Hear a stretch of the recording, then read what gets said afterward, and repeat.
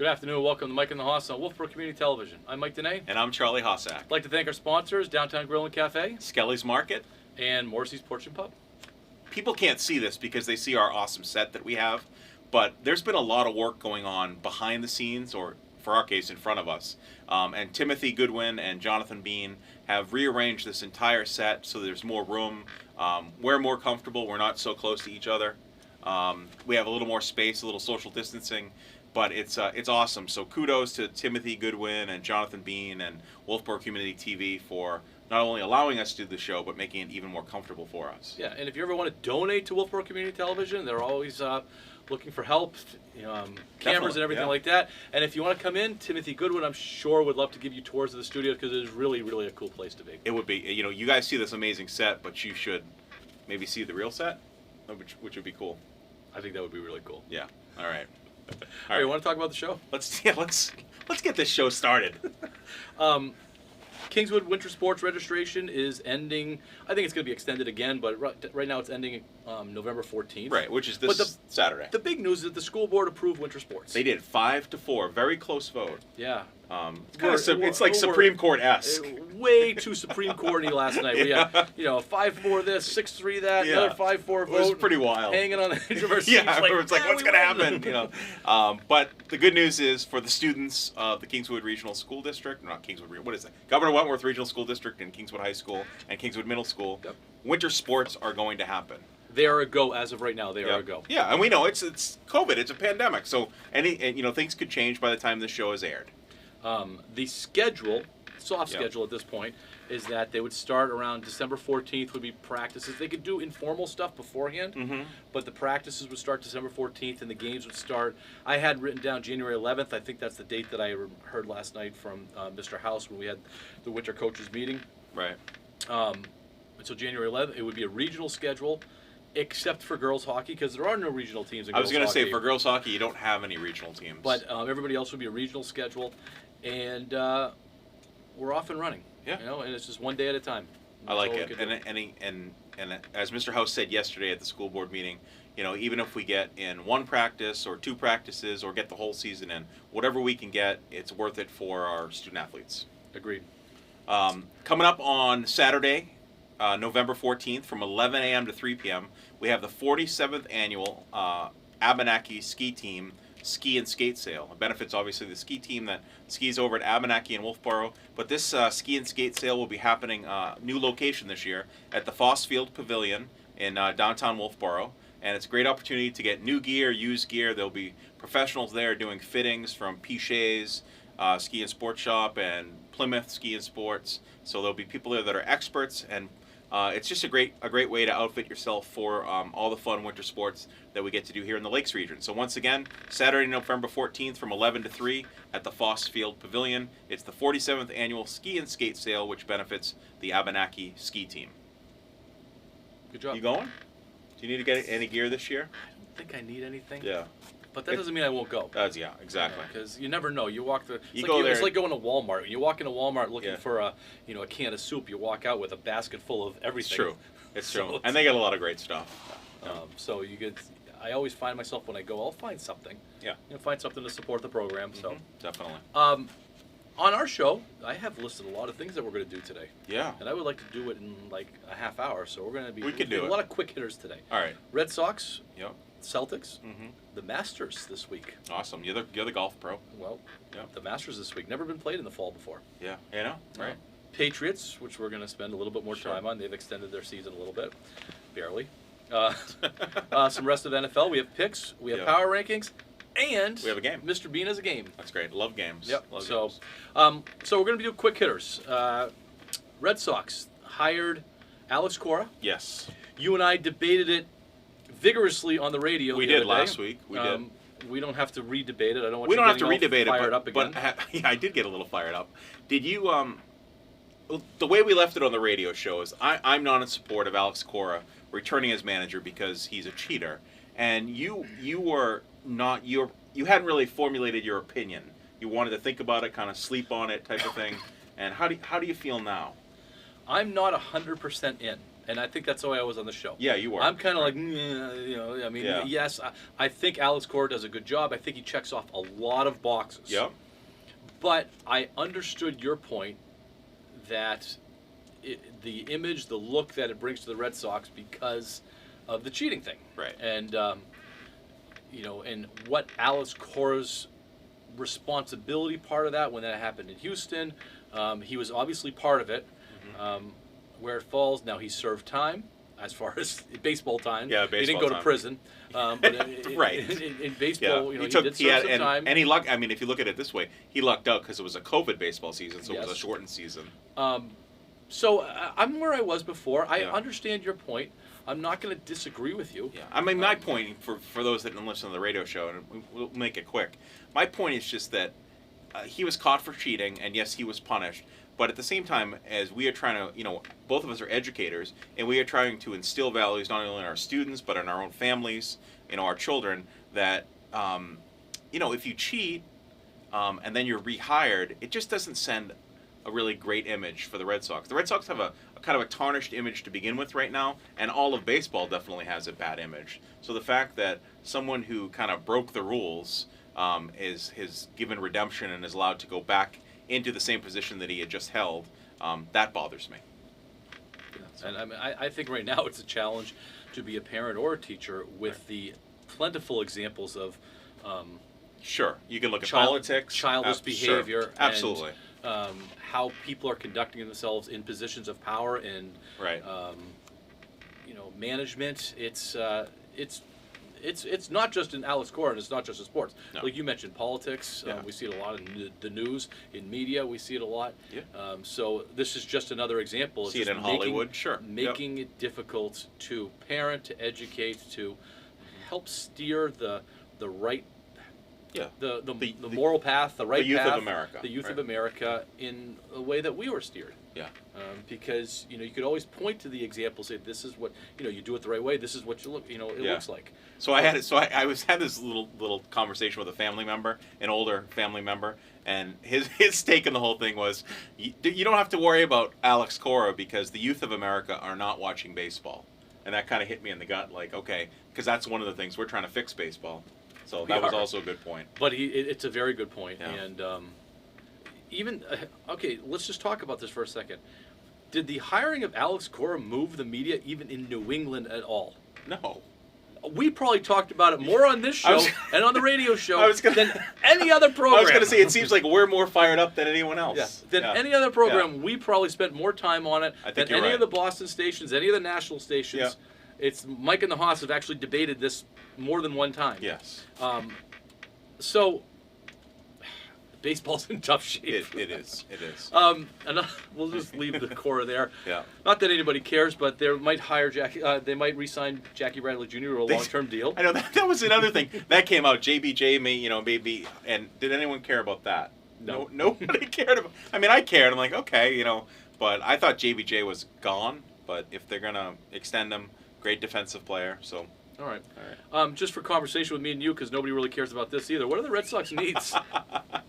I think they need to, and they may be doing this. They need to solidify their outfield. We talked about Benintendi possibly on the trade block, kind of get rid of. We love Verdugo. Yep. He's great addition. Yep. But hopefully the Sox will keep him. What are we going to do with J.D. Martinez? Well, I think if they do extend JBJ, because I don't think it's done yet, but if they do extend him and they find a number that is reasonable, what do you put as a number per year for JBJ? How do you see him as a player? It's one of those things, and we've debated this before too. He's a great defensive player, but he struggles offensively, at times. Yeah, at times. And the kind of the baseball wizards and what you've said to me is that you need offense. Offense should be your number one priority. You can kind of get away with a decent outfielder. Now he's not a decent outfielder. He's probably the best. One of the best that's ever played. Yeah, absolutely. So is that worth paying him, even though he isn't consistently good at offensively? What's your number? What's your contract that you're offering him? You are the general manager now. Heinblum. Yeah. Hossack, Oh gosh. Heinblum Hossack is sitting down with JBJ. What is your offer? how old is he? Is he 28? About that. Okay, so I'll give him 5 years. Okay. And 5 years at $9 million. Wow. So $45 million contract. Okay. I was going to say 5 and 15, $75 million. Okay, so I'm a lot lower than you. Well, it's just the market, I think, is because you're looking at like a Mike Trout, Mookie Betts of which are exorbitant 30 plus. 30 plus. And he's not going to give you anywhere near that offensively. No. You know, a $9 million deal. I guess I could maybe settle for 11. I just have a hard time paying him that much money. I don't think. I mean, my guess is that it's not going to be much less than. I think he was making 12 or 13 this year. Might be due to make 13 or 14 in arbitration next year. I don't know if a team would pay that though. Maybe they might for a year. I don't. JBJ. Don't you think he needs a long-term contract? Like, yeah, I think 5 year. He needs 5 years. I think he's going to want 5 years, and it's Yeah. going to be, what is he willing to give up as far as money to get that 5 years? You know, could he get like a 3 and 20 somewhere? Maybe, because he does get streaky. Now, he did have a pretty good offensive year this past year. He did. He did. But it was also a condensed season. It was, and condensed seasons are generally, you know, where he is, because Yeah. he'll hit 400 for a month and then hit 120 for 2 months. Right. It balances out to 275. It's just that he can actually carry a team. What if you offer? I mean, I know this is money that we don't have, but what if we offered him 5 years, 60, and then offered some incentives to put in there? You know, you get a Gold Glove, you get, you know. I would love to see Major League Baseball start going to more of an incentive-based program. They're not going to. They'll never do that because they don't have to. But that's. But it'd be great, you know, the make the answer. All-Star team, whatever, you know, whatever incentive you want to offer. Well, the next guy. You on our talk to list, the fans in center field because he doesn't talk to anyone. No, he doesn't. But he's just such a good outfielder. Yeah. Dustin Pedroia is still on the. He's the fifth highest paid player in the Red He's making Sox. what, $12 million, right? Has been the last 4 years. He's making $12 million. $12 million. And not playing. Yeah. Not playing at all. Manny Ramirez makes $2 million. He hasn't been playing either. He's so worth it, though. He- No. But Pedroia, so Manny Ramirez. we had talked on the show about Pedroia, about, like, obviously he's not going to retire because he would give up his $12 million. So we had suggested, let's make him a bench coach. Let's give him a job. Let's let him earn his $12 million because he's 37 years old, so he's not going to be playing second base, and he's not a designated hitter. He's not a DH. I don't have it. I mean, So I think the Red Sox are just stuck. do I have to take my? I still have my GM hat on. So But I don't think there's anything you can do about it. yeah. You know, no matter what, it's $12 million coming off your payroll. Oh Or yeah, on yeah, your yeah, yeah. payroll. There's no, yeah, you know, but it'd So- be good to give him a job, something to do. Hitting coach? I don't know. I don't know. I So- mean, I don't know what he wants to do. We both think that he still wants to play. Yeah, We think do. that he is, you know, getting surgery after surgery to find the magic suture Yeah. that fixes his knee. So pay him $12 million and I don't know, let him play. You know, let him try it out at AAA, and see how it goes. I don't know. I don't know either. I So- mean, I think they need to take that money and give it to somebody else. Yeah. JBJ makes me nervous just because he can just lay an egg offensively. He's shown to do that. Yeah.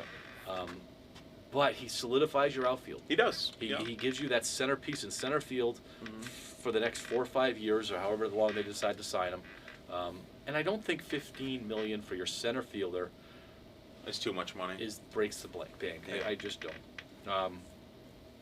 All right, Celtics. We're gonna move Yeah. right to the Celtics. Who goes? Yeah, this is so weird because we have kind of come. I don't know. I have definitely come full circle, and I'm at a point now where Marcus Smart goes. I agree. I think Marcus Smart is the one. I think you build your team around Jason Tatum and Jaylen Brown. Yep. I think Kimball Walker can go Yep. if you have to package. I think Gordon Hayward's probably going. I think there's a lot of guards out there. A lot of guards that you can Yeah, you get could pick that someone. service. Even if it's 80% of what Kemba gives you. Right. I think you could do it. Well, Kemba doesn't give you anything in the playoffs. No. So Hayward, Smart, Walker, I think are all tradable. Yep. I don't think you trade Tatum or Brown. No. I think those are your guys that you're focused on. Yeah. Now with those three, can you pick up a big man and a guard? You should be able to. I think so too. Yeah. It is Masters Week. Yeah. It's November 9th? No, Today's the today's the 10th. Today's the 10th. Today's the 10th. Yeah, November 10th. Normally this is the first weekend in April. Yeah, normally it is. But it's 2020 and it's a pandemic. And it is a pandemic. Yeah. You don't follow golf, so I'm not going to ask you who you got. But did you see the hole-in-one today? I did see that, the video, yeah. Bounced it off the water, yeah. John Rahm? Yeah. That was pretty cool. That was very cool. Now, so help me out, though. Who was the favorite? I'd say Dustin Johnson is probably Okay. the favorite. Justin Thomas, those guys. John Rahm, the guy that got the hole-in-one. The hole-in-one, yeah. Tiger's not going to be a favorite, although he's certainly in it, yeah. he's in it, which is going to fun to watch. You're going to get Bryson DeChambeau. Tons of talk about what he did in a practice round, Really? because he can drive something like 10 of the 18 greens. Wow. Really? Yeah. Holy cow. Yeah, it's what he's doing is, and there's a concern Yeah. down there that he's going to make a mockery of the course. Wow. And he kind of did it at the U.S. Open course. He was the only player that was under par, and he just took out driver. The U.S. Open is different than the Masters. That the U.S. Open is all about par is what you want for a winning score. The rough is thick. If you get into the rough, you're going to have to hit it out because there's no way you can get to the green. Mm-hmm. So what he decided to do was just hit his driver as far as he possibly could. Mm-hmm. And so he was next to the green, Yeah. even though he was in the rough, Yeah, and he so he can hit his chipped it on. wedges onto Yeah, the green. okay. And he did that throughout the whole thing, and he's got a good short game too. And he ended so up under par. It helps. He was the only one. The Masters is more about the greens, it's fast speed of the greens, hard to hit into the greens, and so if you hit like a 5-iron into the green, the ball's bouncing and it goes over the green because Yeah. they're harder. But he's not going to be doing that. Mhm. He's hitting 9-irons into par 5s. And so that changes the course. Whereas even Tiger in his length is hitting. He'll get to his par 5s at 2, but he might be hitting a 5-iron or a 6-iron. This guy's going to be hitting pitching wedges in. Wow. It just changes the game. It Yeah. changes. Hitting a pitching wedge compared to hitting a 5-iron Yeah, is the it's like trajectory night is and day. different. Yeah. And so he's going to be able to stick these greens Mhm. and get the ball close, where these other guys are going to be bumping it on and worrying about it going over. Flying over. So Now, let me ask this, and I'm probably dating myself, but would someone like a Phil Mickelson, does he play still? Phil Mickelson will play. Like, will he be in the Masters? He'll be in the Masters, and Phil still hits bombs. Yeah. And he'll hit it as far as most of the other guys, Mhm. and so he still has the game to compete. Yeah. It's just that what Bryson DeChambeau is doing is he's 50 yards beyond everybody else now. Gotcha. And so it's going to be interesting. And if he does what people are thinking that he might do to this course, Mhm. they might have to change it. They might have to lengthen it even more. Wow. They made 20 years ago. They made courses Tiger-proof Mhm. because Tiger was so much longer than everybody else that they extended all. And so they used to be 7,000 yards was a decent-sized course. Now they're 7,600 yards. Oh, wow. And Yeah. for instance, Kingswood in town here is 6,400 yards. Right. These guys are playing 1,000 Yeah. plus. More So yards than you may get up to 8,000. It's Yeah. going to happen. Yeah. It's going to happen. All right, you ready to talk Patriots? I'm ready. All right. Yeah. Did you watch the game last night? Yeah. So I was watching the school board meeting last night, and that was on my phone, and then on my tablet I had the Patriots game. So I wasn't as invested in the first half as I was in the second half because I was more invested in the school board meeting. Well, the second half was much better than the first half. Oh, absolutely, yeah, absolutely. So I was a second half guy. Like, watched every single snap. So I'm going to skip down to what I have. Yeah. They won on a They last-second field won goal. last second field goal by Nick Folk. Was that a loss? The way driving in thinking about this was like I felt like I was watching two really good high school teams from Texas play last night. Like that's how I felt. Like I didn't feel like I was watching professional football. It just didn't feel good. It didn't look good. Cam Newton, even though you used the term serviceable, even though he had on paper a decent game, Efficient game. he looks awkward. He looks uncomfortable. He doesn't. I think I texted you at one point. He missed the guy wide open that Brady would have just put enough touch on that. It would have been a touchdown. And I felt uncomfortable. So was it a win on paper? Yes. Was it a loss overall? I think the Patriots stink. I think they do too. Yeah. I think they do too. And we had said on the radio, I thought there's a chance that they can just put this thing together. Mhm. But the Jets, I believe, were trying to lose at the end. The Jets fans cheered when the ball went through the field goal because they don't want to win these games. No, they're. And I think that they do want what they Trevor can. Lawrence. Now, Joe Flacco played quarterback because Yeah. Sam Darnold was out. Yeah. He throws such a nice deep ball.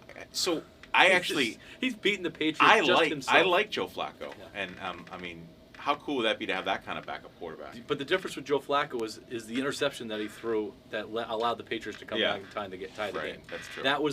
That's Joe Flacco. Yeah. But God, he throws such a beautiful ball. He does. I don't know. I think that even if the Patriots try to lose, they're still going to win 5 or 6 games. So they might as well try and win all of them because there's no sense now. You're not going to get Jets the number already. one pick. What are they? 0-9 now. 0-9. Yeah. So they're going to get Trevor Lawrence. Yeah. Justin Fields is out there. It's not worth taking.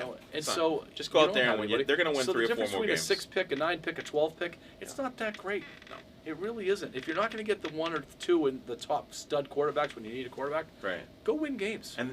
And we talked about this. They still have the ability to win the AFC East, which is scary. And they looked. I thought defensively was very concerning last night. Defense was terrible. Yeah. Yeah, and the fact that the Jets were doing that to a great defense and do it like this great defense, because last night it was not a great defense. And I know Gilmore didn't play, but just bringing in Gilmore is not going to make that defense great. But that defense played much better against Buffalo the week before. Buffalo is a better offense than what the Jets have. Although I will say that Flacco's good. Flacco can have really good games, and he's had really good games against the Patriots before. Yeah. So he's a veteran quarterback that was a Super Bowl MVP. Yeah. Top paid quarterback in the league. He's legit. So I think that there was something to that. We got Newton for another week. Until they're out of it, I think we have Newton. Yeah, I think you're right. Do we Ravens? Yeah, next week they're playing. Yeah, the Ravens. So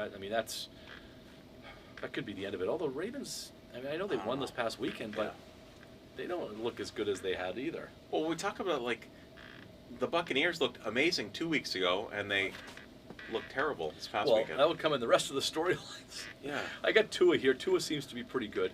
Yeah. He's gonna for Miami. Yeah. Yeah. So I think he's going to. The rest of the team is playing very well around Tua. Yeah. They're getting a lot of defensive touchdowns, special teams touchdowns. Right. So he's managing the game right now. Yeah. But he's pretty exciting to watch. I'm envious of Miami that they have that young quarterback that's exciting to watch. Your boy, Tom Brady. Yeah, my boy had a tough week. And then Bruce Arians, his coach, just throws him under the bus. I told you last week. Yeah. And I told you on the radio. Yep. That they made a move, and Tom Brady was the one behind this move that I thought could really jeopardize the success of this And you team. said it was Antonio Brown. Antonio Brown. And so what happened? So he targeted him again and again the other day. Right. He threw 3 interceptions. Yep. A couple of them were to Antonio Brown, his ball. Yeah. Who does not get targeted in the game? Evans.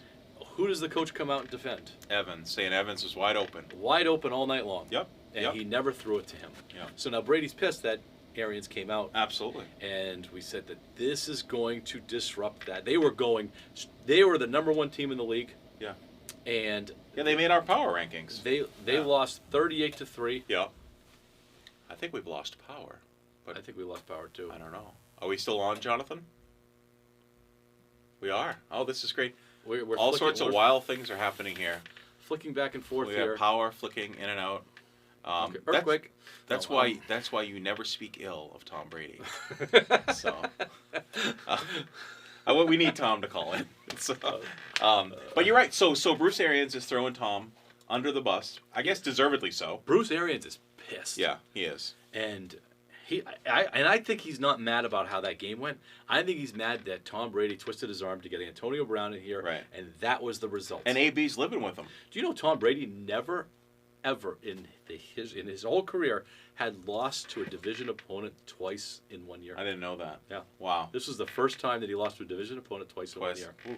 Now, the Buccaneers were favored by every single expert that was out there. Right. They got their doors. Their doors were blown off at the end of the first quarter. Yeah. Blown out. It was bad. Do you think that Tampa Bay itself, the team itself, is resenting the Antonio Brown thing? Do you think that they maybe laid an egg that? I think they are now. Yeah. Yeah, I think they are now. Yeah. So, how long? All right. So let's do prediction here. How long is AB on the team? If they do that again, 1 more week. Okay. If they do that again. If they do it again, yeah. Now, they got a lot of healing to do down there. Yeah. They have a lot of healing to do. And this is the second time this year that they've had a lot of healing to do. Mm-hmm. So this might be one of those kinds of teams that's, and I don't know if Arians is the right guy. I know Antonio Brown is not the right guy. Mike Evans wants out of town. Yeah. Your number one, arguably the number one receiver in the league, playing with the best quarterback that's ever played, says, I don't want any more of this. Right. I think they should have traded Evans. He could have become a Patriot. Yeah. There was a way for that. So, all right. That's too bad. Tua looks good. All right, so let's get to the picks. Yeah, well, before the picks, can I mention one thing I forgot I didn't put it in our list. Have you seen some of the Mike Tyson stuff? So Mike Tyson, the boxer. He's fighting Roy Jones Jr.? Yeah, but not so much the fighting stuff. But it talked about one of the things that he had always talked about, how he, when he was fighting in his prime, that he was a clean fighter. You know, no steroids, no drugs and stuff. I believe it. And, well, now, I believed it too. Really? But now he's actually come out and is talking about how he did use some stuff, and he used his own child's urine for drug tests to pass and things like that. So there might be a little asterisk with Mike Tyson, because he was at least in my lifetime, I didn't get a chance really to see Muhammad Ali fight, but he was the greatest boxer that I ever got a chance to see. Watching Mike Tyson fight was an event. Yeah. Yeah, you get the pay-per-view, you go with your buddies. Carl and I used to go to the bars. Okay. Because we were in college around then and stuff like that. We'd go to a bar. Yeah. And we'd show up there at 8 o'clock because, the fight started at 8 o'clock, but the fight doesn't start until 12 Yeah, o'clock. I And know, so right. by the time 12 o'clock rolls around, you're calling a cab. You're Yeah. like, I can't. But it was an event. Mike Tyson Yeah. fights were an event. And Fun to watch. They didn't last very long. so, no, they didn't. And that was awesome. And, he's not a bigger guy. He was small. No, he it was like always a fire hydrant. Yeah, fire hydrant. So I don't know. So that was disappointing. But I mean, this was Mike Tyson talking about Mike Tyson. Jonathan, you're amazing. I threw out Mike Tyson, and we got a picture of him. Thank you. Wow, that is impressive. That's cool. But he's fighting again, so I this am is impressed. going to be. That's top shelf in there, right? Yeah, there. I mean, Jonathan Bean, you're the man. All right.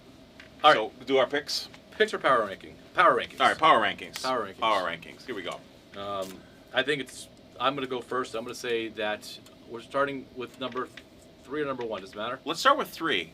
They don't put them up. All right. So Have you done the show before? They do put them up afterwards. Oh. So we don't see them up there, but they sorry. come up afterwards. Now the magic has been ruined for our viewers. Sorry, guys. I've got the Steelers as the number 1 team. Okay, so Mike has the Steelers, the 8-0 Steelers. He's crazy.